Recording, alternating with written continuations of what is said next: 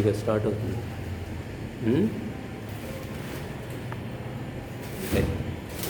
పెట్టేస్తాను.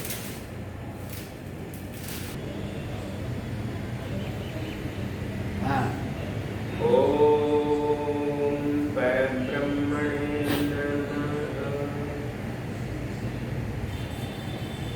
ఆర్యాభివినయము. ఇందులో ఈరోజు ఋగ్వేదం 1:1:3:1 ఈ మంత్రంలో ఈశ్వర స్తుతి చూడండి. ఓం వాయవాయాహి దర్శతే సోమ అలంకృతాః తేషాం పాహి సృజీహవం. ఇందులో శబ్దార్థాలు.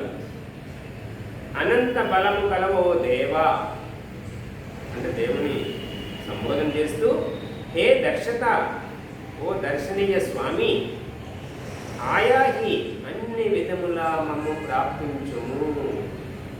ఆయా అంటే నన్ను ప్రాప్తించారు, నా లోపలికి నన్ను ప్రాప్తించారు. ఓ ప్రభు, ఇమే సోమాహ అంటే శ్రద్ధాభక్తులతో నిర్మిత పదార్థములను, అలంకృతాః మేము అలంకరించి ఉంచితిము, తేషాం వాణిని పాహి రక్షింపును. ఆ పదార్థాలను ఏ పదార్థాలను అయితే మేము అలంకరించి వాటన్నిటిని రక్షింపు. హవం మా యొక్క పిలుపును, శృతి అంటే బిందువుగాక. ఇదే అలంకారం. ఇందులో అలంకారం ఉంది. దీని పట్ల దయానంద మహర్షి యొక్క వ్యాఖ్యానం మీద చూద్దాము. హే వాయో, వాయో అంటే అనంత బలయుక్త పరమాత్మ అని వాయు అనే శబ్దంతో పరమాత్మని స్తుతి చేస్తుంది. ఓ దర్శనీయ ప్రభు, దర్శితేమేంటో ఓ దర్శనీయ ప్రభు అంటే దర్శించదగిన, ప్రాప్తింపదగిన, ఉపాసించదగిన ఓ పరమాత్మ, ఓ దర్శనీయ, దయతో మమ్ము చేరుము. మేము మా అల్పశక్తితో సోమరసాది పదార్థములను చేకూర్చితిమి. ఏమేం చేసాం? సోమలతాది పదార్థాలను చేకూర్చితిమి. అంటే సోమలత అంటే ఒక రకమైనటువంటి ఔషధీయ లత. అందులో అది అంటే రోగాలు రాకుండా చేసేటటువంటి శక్తి సామర్థ్యం ఆ సోమలత అనేది అంటుంది. ఆ రసం తీసి దానితో యజ్ఞం చేసినప్పుడు వాటిని చేసేవాడు ఆ రోజుల్లో. ఎందుకంటే ఆ సోమలత వాయువులో కలిసి మనుషులకి ఏం చేసేది? రోగరహితమైనటువంటి సామర్థ్యాన్ని ఇచ్చేది. కాబట్టి అటువంటి సోమలతను మేము సిద్ధం చేసి ఇచ్చాము. మాకు గల శ్రేష్ఠ పదార్థములన్నీ నీ కోరిక అలంకరించేదిమి. అంటే శ్రేష్టమైన పదార్థాలు ఇప్పుడు మన యజ్ఞంలో చేసే శ్రేష్ఠ పదార్థాలు, ఔషధ పదార్థాలు. ఇక్కడ అదే అలంకరణ. అంటే పరమాత్మకి ఇవ్వడం అంటే పరమాత్మ ఆకారం లేదు, నోరు లేదు, జీర్ణావయవాలు లేవు. మనం మనిషి లాంటి అతను కాదు, దేహం ఉన్నవాడు కాదు. మరి అవన్నీ ఇస్తున్నామంటే అర్థం ఏంటి?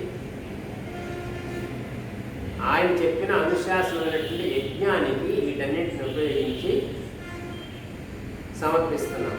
అగ్నిలో ఉత్తమ రీతితో నిర్మించితిని, వాణిని నీకు సమర్పించితిని, వాణిని అనుగ్రహించుము అని ఇక్కడ వాయువుని సంబోధన చేసి పరమాత్మకి. అంటే పరమాత్మ అర్థం చేసుకుంటాము. వాయువు అంటే మన చుట్టూ ఉన్నటువంటి వ్యాపించినటువంటి వాయువు. ఈ చేసిన యజ్ఞంలో చేసినట్టు అవన్నీ పదార్థాలన్నీ ఏమంటే సూక్ష్మపడి వాయువులో కలుస్తాయి. వాయువుల కాబట్టి వీటిని తీసుకో ఓ వాయు పరమాత్మ అంటున్నాం. అలాగే మమ్మల్ని చేరువు. మమ్మల్ని చేరడం అంటే పరమాత్మకి మనకి ఉన్న దూరం ఏంటి?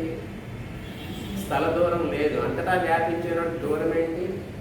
కాబట్టి అంతట్లో మనం ఉన్నాం. ఆయనకి మనకున్న దూరం ఏంటంటే జ్ఞానం అనే దూరం. ఆ అజ్ఞానం అనే దూరం ఉంది. ఆ అజ్ఞానం తొలగాలంటే ఆయన స్థుతి చేస్తే, ఆయన గుణాలు తెలిసినప్పుడు ఆయన మనం గ్రహించి ఆ పరమాత్మ యొక్క ఉపాసనలో ఆయన ప్రాప్తింప చేసుకుంటాం, ఆయన ఆనందమైన గుణాన్ని ప్రాప్తింప చేసుకుంటాం. అదే ధోరణి. దీని వలన దీనిలో మగ్నం మా పిలుపు విని పుత్రుడు అర్పించు చిన్న వస్తువుతో తండ్రి ప్రసన్నుడైనట్టు మాపై ప్రసన్నుడు వగము. ఏ రకంగా అయితే సంతానము తల్లిదండ్రుల్ని కావాల్సిన పదార్థాలని వాళ్ళకి అర్పించి వాళ్ళని తరింపజేస్తుందో, అలాగే నీకు పుత్రులమైన మేము నిన్ను తండ్రిగా భావించి నీ ఆజ్ఞా పాలన చేస్తూ నీకు పదార్థాలను సమర్పిస్తున్నాము. అది ఏ రూపంలో? వాయు రూపంలో. ఏ వాయు అని అన్నాం కదా, వాయువుల ద్వారా సమర్పిస్తున్నాము అని మనం ఏంటంటే మన సమర్పణ భావంతో యజ్ఞం చేసి వాయువుని శుద్ధి చేసి పరమాత్మ యొక్క ఆజ్ఞాపాలన. యజ్ఞం అనేది ఎవరు చెప్పారు చేయమని? వేదమంత్రాలు వేదం ద్వారా తెలియజేశారు.